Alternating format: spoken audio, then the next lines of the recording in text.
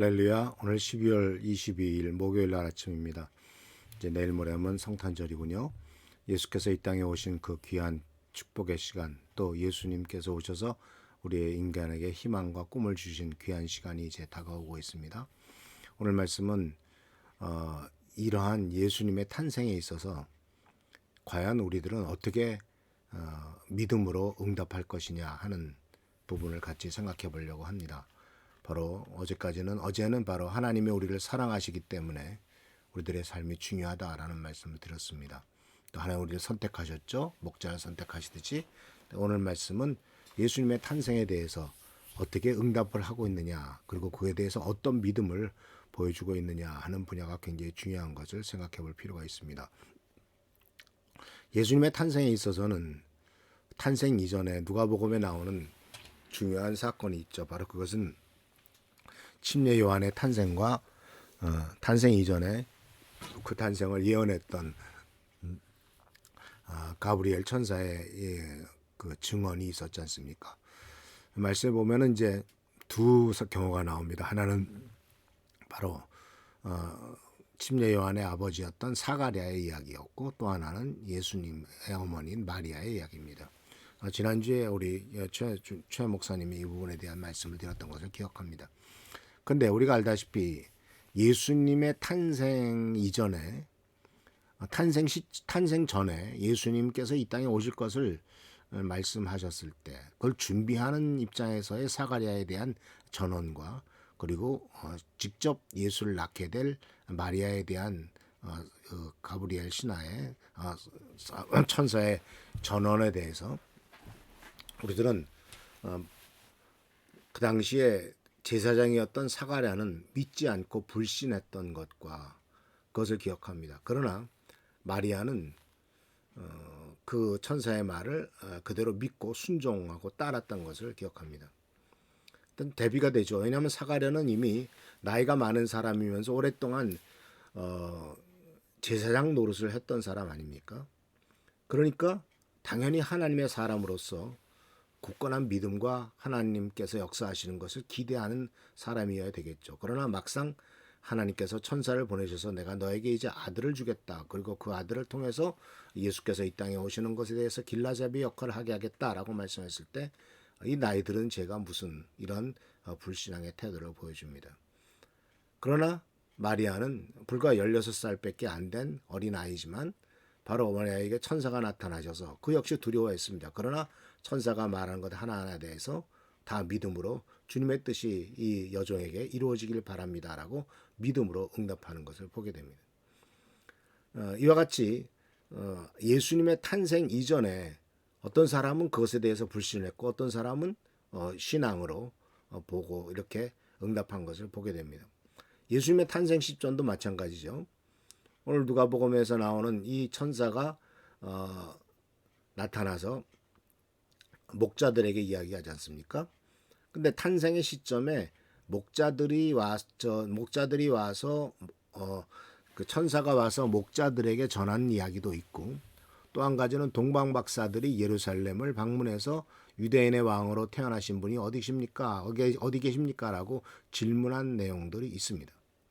근데 여기서 뭘 또 생각하게 되면 동방박사들은 이미 오랜 기간 전에 자기 고향을 떠났죠.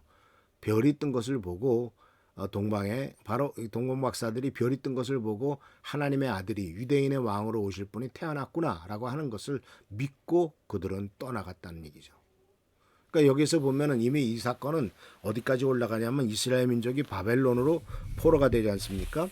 그리고 그들이 586년에 북이스라엘이 망하고 BC 722년에 남유다가 망했을 때 그들은 바벨론으로 끌려갔단 말이죠. 그리고 그 바벨론에 끌려간 사람들이 거기서 이제 하나님의 말씀을 다시 연구하게 되고 하나님 말씀을 찾으면서 이제 거기에서 메시아에 대한 개념을 다시 한번 확고하게 세워지게 되거든요. 그러니까 메시아, 하나님의 아들이 이 땅에 태어날 것이다에 대한 믿음을 갖게 되고, 동시에 메시아의 강림을 위해서 기도했던 사람들의 후예가 바로 이 동방박사들이죠.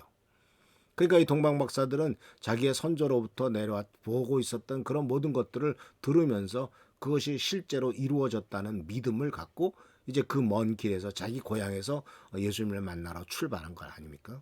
믿음이 없으면 가능하지가 않죠.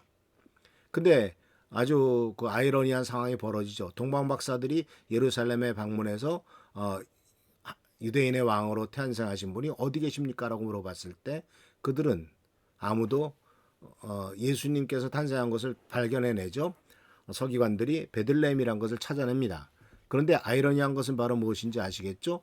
그런 얘기를 듣고 예루살렘이 소동을 했지만 안타깝게도 그 태어난 예수 그리스도를 동방 박사들은 그 먼 길에서부터 와서 또 별을 따라가면서 찾으러 갔지만 그 당시에 백성이나 헤롯 왕이나 대제사장이나 율법학자도 누구도 아무도 예수를 찾으러 나서지 않았다는 겁니다. 오랜 기간 동안 몇 달이 걸릴지도 모르는 기간 동안에 하나님의 아들이 이 땅에 태어나신 것을 믿고 찾으러 온 사람이 있는 반면 불과 1시간, 2시간이면 갈 수 있는 거리에 있던 사람들이 그것을 하나도 믿음으로 받아들이지 않았다라는 것이죠. 근데 그 베들레헴 어귀에서 바로 양을 치고 있던 목자들은 천사의 말을 듣지 않습니까? 메시아가 탄생했다는 것을 믿습니다. 그래서 이들은 대제사장이나 율법학자나 서기관들보다 바로 그들은 즉시 바로 천사의 말을 듣고 예수를 찾아 나서는 것을 볼 수가 있어요. 이것이 바로 목자들의 믿음이죠. 들은 것을 확인하는 것이 믿음입니다. 그래서 우리들의 그렇기 때문에 이러한 그 오늘 성탄절을 성탄 주간을 맞이하면서 우리가 꼭 깨달아야 할 것은 바로 뭐냐면 예수께서 정말 태어나셨느냐라고 하는 그 분야에 대해서 나는 어떻게 믿음으로 응답할 것이냐 하는 것이 매우 중요하다는 겁니다. 매년 성탄절이 돌아오죠. 그러나 그 매년 성탄절이 돌아오는데 그 태어나신 예수께서 과연 내 삶 속에 지금 살아계시고 역사하고 계시느냐, 내 속에 살아계셔서 계시느냐 하는 그와 같은 것에 대한 믿음, 이 믿음이 매우 중요한 것이죠. 아무리 베들레헴에서 매년 한 번씩 태어나는 행사를 치르고 뭘 한다 할지라도 내 마음에 예수님이 태어나시지 않고 내 마음에 주님이 계시지 않는다면 그것은 그냥 일회성 행사일 뿐이지 아무런 의미도 없다라는 사실입니다. 근데 안타깝게도 우리들은 가끔 믿음이 흔들릴 때가 있죠. 그죠? 하나님을 위해서 일을 하는 것에 대한 것도 의문이 갖게 되고 교회 가는 일에 대해서도 의문을 갖고 또 고통스럽고 힘든 일을 당하게 되면은 하나님 앞에 참 푸념하기도 하고 그래서 우리는 분명히 믿음을 가져야 됩니다. 하나님께서는 틀림없이 살아계시며 역사하시며 우리들의 삶을 주관하고 계심을 믿어야 되고 예수께서 탄생하셨음을 알고 또 그것이 나의 삶에 직접적으로 관련이 있다라는 것을 확신을 해야 됩니다. 그렇기 때문에 우리들은 분명히 선언을 해야 됩니다. 주님은 오셨습니다. 그리고 주님은 분명히 다시 오실 것입니다. 그리고 우리 모두에게 다시 오실 것이어서 계시록에 나와 있는 것처럼 눈물을 닦아주시고 고통을 제거하실 것입니다. 죽음도 눈물, 이별도 고통도 쓰라림도 없는 것으로 우리를 인도하실 줄을 믿습니다. 그래서 주님의 은혜 가운데서 우리들이 믿음으로 이 성탄절을 맞이하고 믿음으로 예수 그리스도에게 우리들의 믿음을 보여주고 믿음으로 응답하는 우리 귀한 성도님들 되시길 바라면서 말씀을 드립니다. 성탄절에 우리들의 응답은 바로 믿음의 응답입니다.